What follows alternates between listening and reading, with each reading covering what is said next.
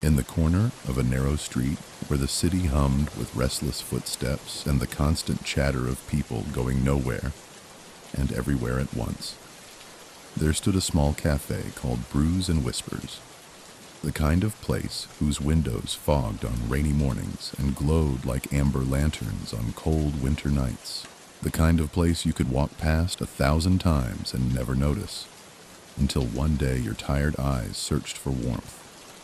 And you found it, tucked away, waiting, like it had always been there for you. And in 1998, when the world felt slower, yet equally uncertain, a young woman named Amira Khan began to wander into that cafe with her notebook pressed to her chest and her mind tangled in half-written sentences, dreams she didn't yet know how to put on paper, and worries about a future that seemed both inviting and cruel. And each morning, she ordered the same thing: a latte, hot, frothy, sprinkled with cinnamon if the barista remembered, though she never drank more than half because, before the cup could cool, her thoughts would carry her away into conversations with herself, scribbles on napkins, or quiet stares out the rain-streaked window. And each time she left, the latte remained behind, half-finished, forgotten, like a quiet witness to her inner storms. And Daniel Rivera, the young barista behind the counter, noticed this ritual. Not at first, not in the chaotic rush of cups and clattering spoons, but slowly, as the pattern repeated. Her gentle smile, her distracted nod, her quick exit leaving warmth abandoned on the table. And he began to wonder what kind of person orders something so comforting only to leave it behind. And in his wondering, he found fascination. Because Daniel was not just a barista, he was a painter who had no gallery, a dreamer with hands stained by espresso and evenings filled with sketches. And the forgotten lattes became for him a strange kind of muse, because each time Amira left, he would collect the cup, study the patterns in the foam, the swirls left by her lips, the way cinnamon clung to the sides, and he began to see shapes in them. Faces, cities, oceans, entire worlds, born from the residue of something abandoned. And so, in the quiet after the cafe closed, when the chairs were turned upside down and the floors smelled faintly of soap, Daniel would sit with her forgotten cup and dip his brush into the cooled remnants, using the coffee stains as paint to sketch images on canvas. And soon his room above the cafe filled with portraits born from her lattes, though she never knew, because to her the cafe was just a stop, a place to think, to write, to exist unnoticed. And yet, in her unnoticed moments, she had already begun to live inside someone else's art, though neither of them could see the threads forming between them, invisible yet undeniable, like whispers carried on steam from a coffee cup. And it was Sophia, Daniel's younger sister, who first teased him about it, noticing how he lingered a little longer by Amira's table, how he polished the counter when she entered, how his eyes followed her not with boldness, but with quiet awe. And she would laugh softly and say, "You're going to drown in lattes if you keep collecting them like relics." But Daniel never answered, only smiled, because how could he explain that? In those forgotten drinks, he saw fragments of a soul he longed to understand, that every unfinished latte was not waste, but a doorway into beauty. And so the years slipped gently forward, mornings piling upon mornings, pages of Amira's notebooks filling with half-finished poems and drafts, none of which satisfied her, because though she longed to be a writer, she feared she would never be one. And sometimes she stared at her latte as though the foam might rearrange itself into the words she could not find. And Daniel, polishing a glass behind the counter, would wish he could hand her not coffee but courage. Yet he said nothing, because what was a barista to a dreamer? What was a painter without a name to a girl chasing words? And so the dance continued, silent and unnoticed by the world. A ritual of forgotten lattes and hidden paintings, until the city began to change. New towers rising, old streets disappearing, and brews and whispers remained, small and stubborn, as though guarding their secret rhythm. In one rainy afternoon in late November of 2000, Amira left behind not just her latte, but also a folded page from her notebook, slipped between saucer and cup, forgotten in her rush to catch the bus. And when Daniel cleared the table, he found it. A single paragraph, written in hurried ink. Sometimes I wonder if anyone sees me at all, or if I am only a shadow passing through places, leaving traces no one remembers. And the word struck him like lightning, because he wanted to tell her that yes, someone did see her. Someone remembered every trace, every half-drunk cup, every sigh pressed against the window. But instead he folded the note carefully and tucked it into his sketchbook, where it lived among his coffee-stained paintings. A secret piece of her he would never give back. And from that day forward, the forgotten lattes no longer felt forgotten. They felt entrusted, as though she were leaving pieces of herself behind for him to gather.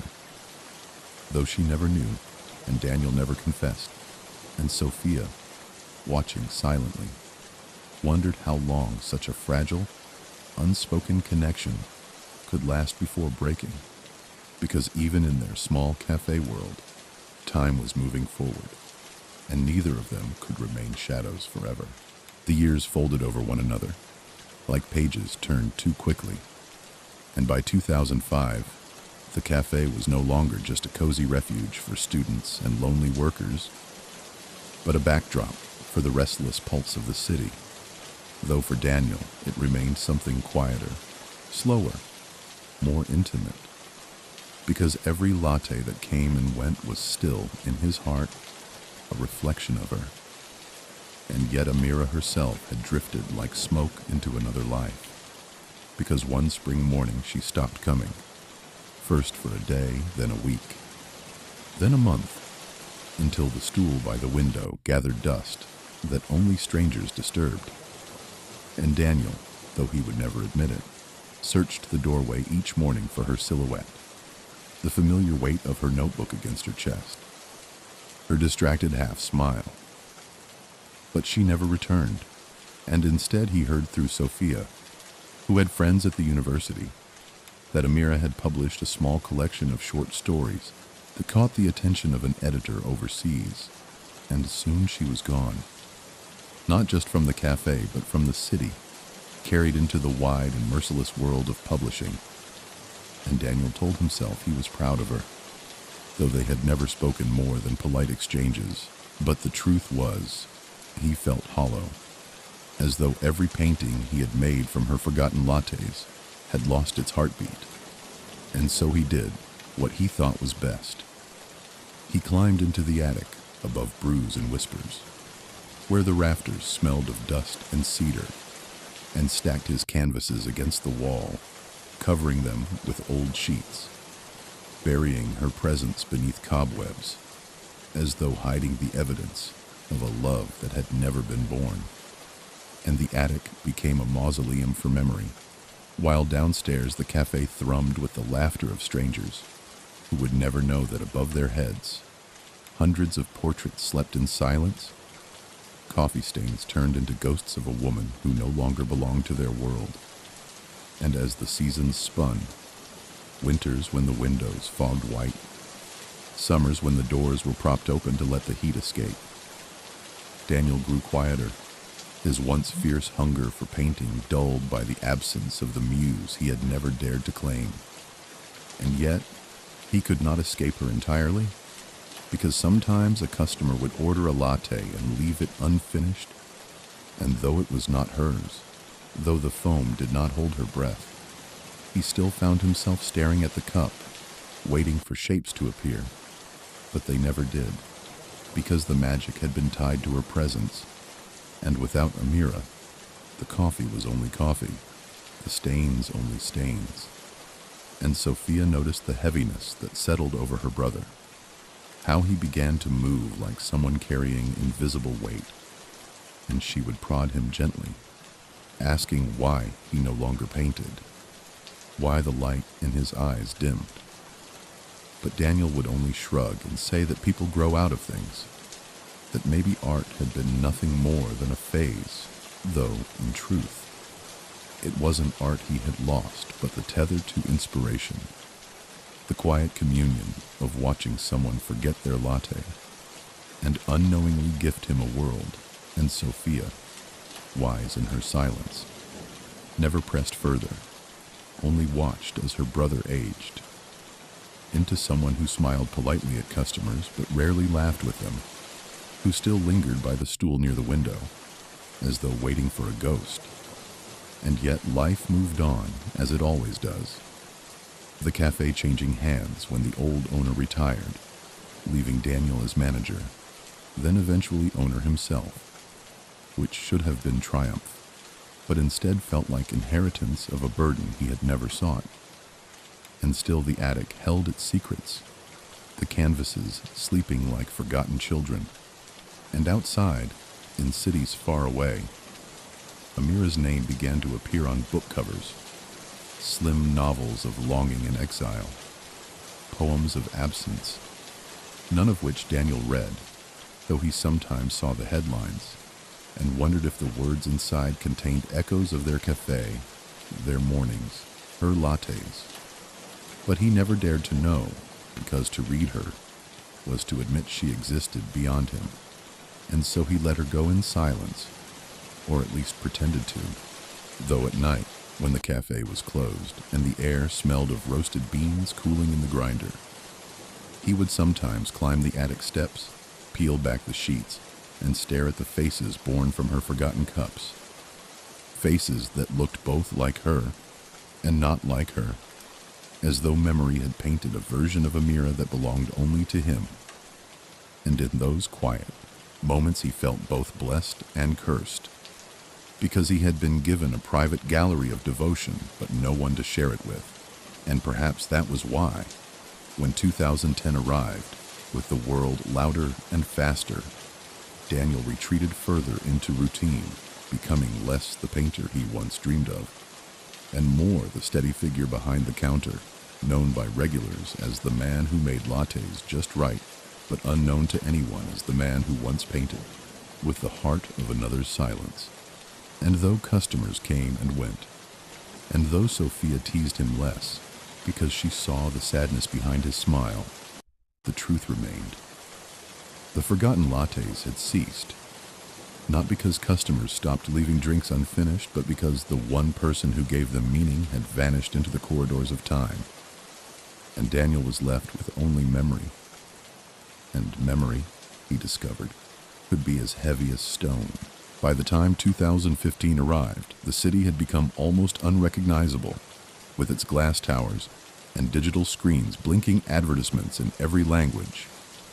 Yet down the narrow street where shadows still fell, the same way at sunset, brews and whispers remained, smaller than ever compared to the world around it, but stubborn in its refusal to vanish, like a memory that refused to fade.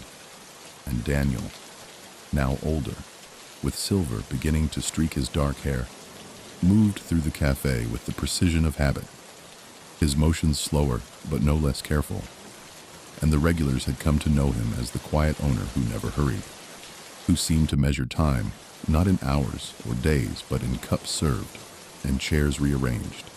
And though he still painted on rare nights, the canvases remained hidden in the attic, unseen, their edges fraying with dust, while life outside the cafe moved relentlessly forward, until one autumn morning, when the air carried the crisp bite of leaves preparing to die, the bell above the cafe door rang, and in walked Amira Khan, though at first Daniel did not recognize her, because time had changed her face, softening some parts, sharpening others, and her once restless energy seemed tempered now, her movements slower, her eyes carrying the weight of someone who had wandered too far into the world and returned with both victories and scars.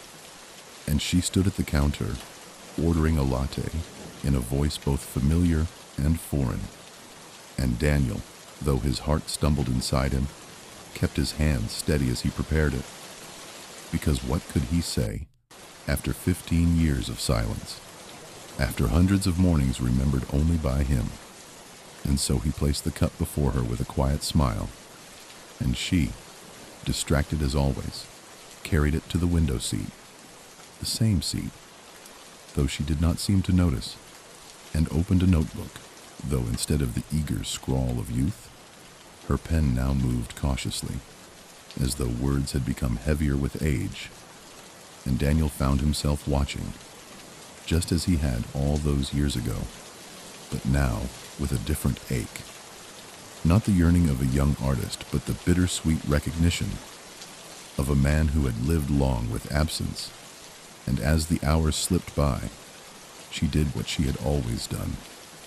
She left her latte unfinished, half drunk, forgotten on the table when she rose to leave, and Daniel, clearing the table after she was gone, felt time collapse on itself, as though no years had passed, as though the ritual had been waiting patiently to resume.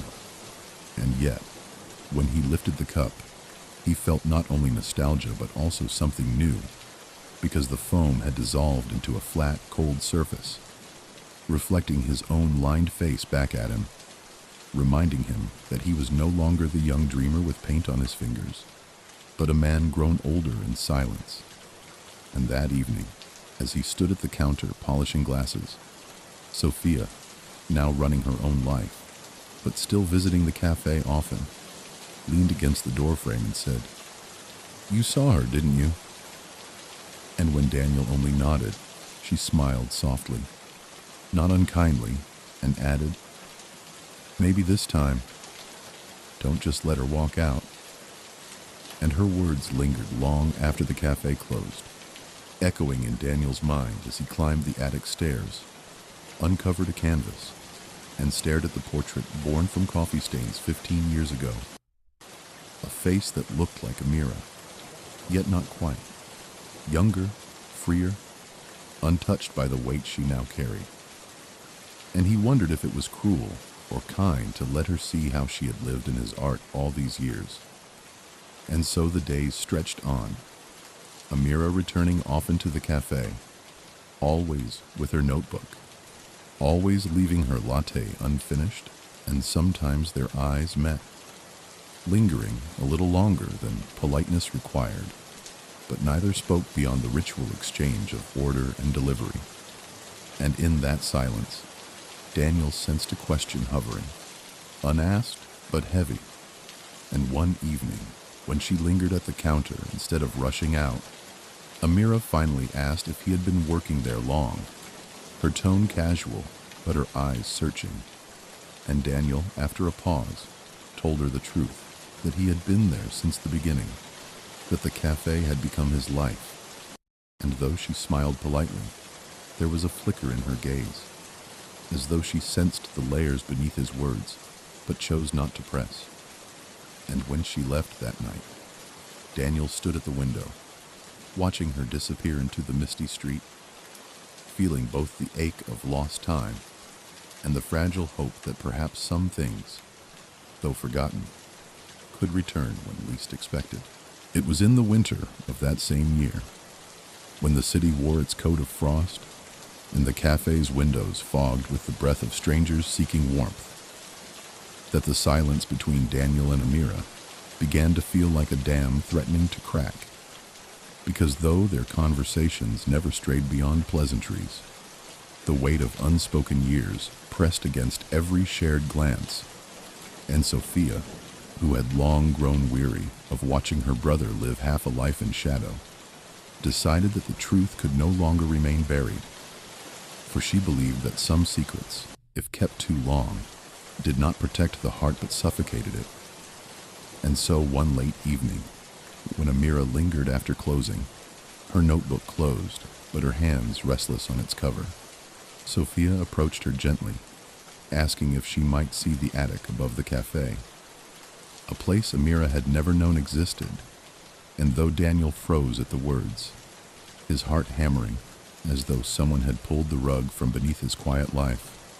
Sophia ignored his warning glance and simply led Amira up the creaking wooden stairs. And the moment they entered, the air thick with dust and memory, Amira stopped, for before her rose hundreds of canvases leaning against the walls, their surfaces alive with coffee stains, shaped into landscapes, portraits, abstract dreams, and most hauntingly, faces.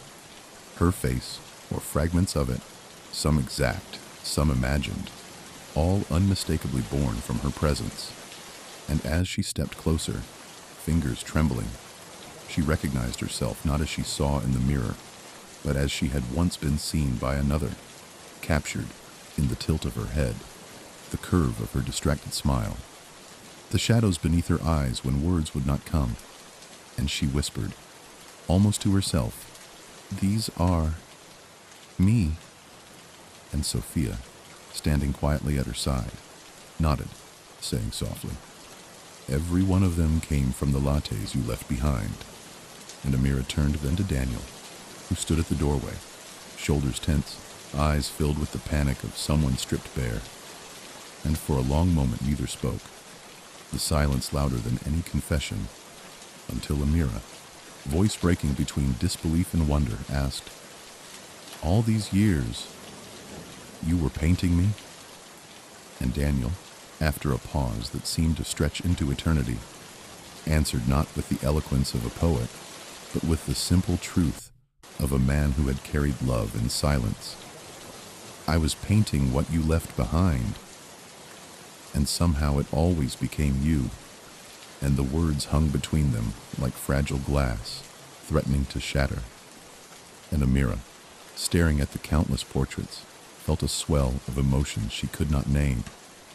Gratitude, sorrow, anger at wasted time, awe at devotion, regret for not having seen it sooner. And she whispered, more to herself than to him, "I thought no one ever noticed me, that I was invisible." And Daniel, taking a hesitant step forward, said quietly, "You were never invisible to me." And the honesty in his voice cracked something in her, because she had spent years searching for recognition in the literary world, measured in reviews and sales and fleeting applause. Yet here, hidden above a small cafe, she had been immortalized without her knowing, remembered in every brushstroke, cherished in every forgotten latte, and the realization struck her with both beauty and pain. For what greater gift could there be than to be seen so completely? And yet what greater tragedy than that it had remained unspoken for decades?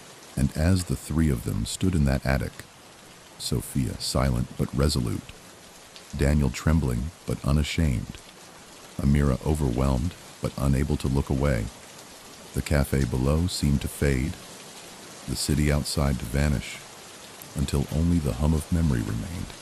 And in that fragile stillness, Amira reached out to touch one of the canvases, her fingertips brushing the dried coffee stains shaped into the curve of her younger face, and she said softly, "All this time, I was trying to write myself into existence, and you had already done it."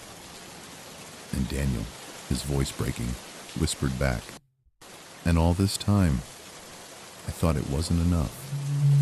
And for the first time since the ritual of forgotten lattes began, their truths finally touched, raw and undeniable.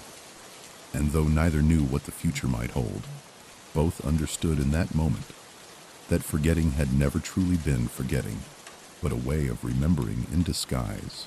In the days that followed the revelation in the attic, the air inside brews and whispers shifted. No longer just the quiet hum of a cafe, but a place charged with unspoken possibility, as if every table, every cup, every note of the bell above the door carried the echo of what had been uncovered. And Amira began to return not only as a customer, but as someone searching, lingering longer at the counter, sometimes asking Daniel questions about the paintings, other times sitting in silence as though trying to absorb what it meant to be seen so deeply for so long. And Daniel, though still hesitant, no longer hid from her, his eyes meeting hers with a vulnerability that frightened and freed him in equal measure. And one evening, after the last customer left and the world outside was muted by snowfall, Amira placed her notebook on the counter and said softly, "I've been writing something new." And when Daniel asked what, she smiled faintly, her eyes shining with a mixture of courage and fragility, and replied, "It's called The Forgotten Lattes." And the title alone was enough to still his breath, for he realized that she was not only acknowledging the years of silence, but turning them into story, weaving the fragments of their unspoken connection into words that might outlive them both. And in that moment, he felt the strange merging of past and present. The lattes she once abandoned, now transformed into chapters, into remembrance, into redemption. And as winter gave way to spring, Amira's manuscript grew, her visits to the cafe a rhythm of inspiration, and Daniel found himself painting again, not with the desperation of a man clinging to memory, but with the joy of someone finally allowed to live inside it. His canvases no longer hidden in the attic, but carefully displayed on the cafe walls, where customers paused to admire them without knowing the story beneath. And Sophia, watching from the sidelines, smiled at last, satisfied that her brother's heart had finally stepped into the light. And then, one morning, unlike any other, as the sun spilled through the window and the smell of cinnamon lingered in the air, Daniel placed a latte before Amira, as he always had. But this time she did not leave it half-finished, did not forget it in her rush of thought. Instead, she lifted the cup slowly, savoring it sip by sip, her eyes never leaving his, and when she set it down empty at last, the two of them smiled, because they both knew that something had ended and something else had begun, that the era of forgotten lattes was over, replaced now by the presence of remembering.